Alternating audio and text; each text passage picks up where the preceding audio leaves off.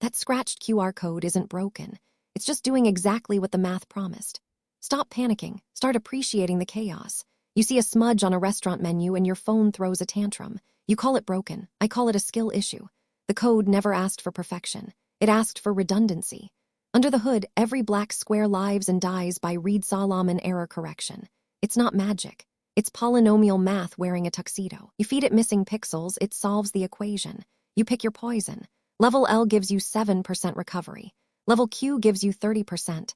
That's over 30,000 redundant bits doing heavy lifting so your URL survives a mud puddle. But here's the bottleneck. Data density isn't infinite. You can't just spam redundant bits forever. The scanner hits a physical ceiling. Too much noise and the decoder chokes. So engineers introduce the next problem. How do you keep the code small when you need maximum fault tolerance? You don't shrink the data. You shrink the pixel grid and trust the interpolation.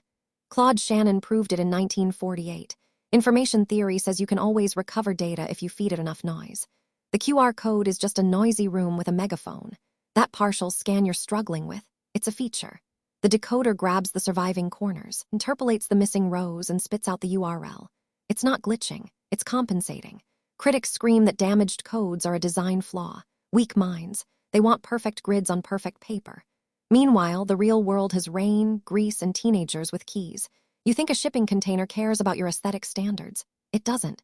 It cares that the laser still reads the data after 3 years of UV exposure and salt spray.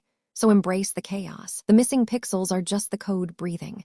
It's designed to fracture so it doesn't shatter. Fracture means it's still alive. Next time you see a half-scratched matrix, don't yell at your phone. Thank the algorithm.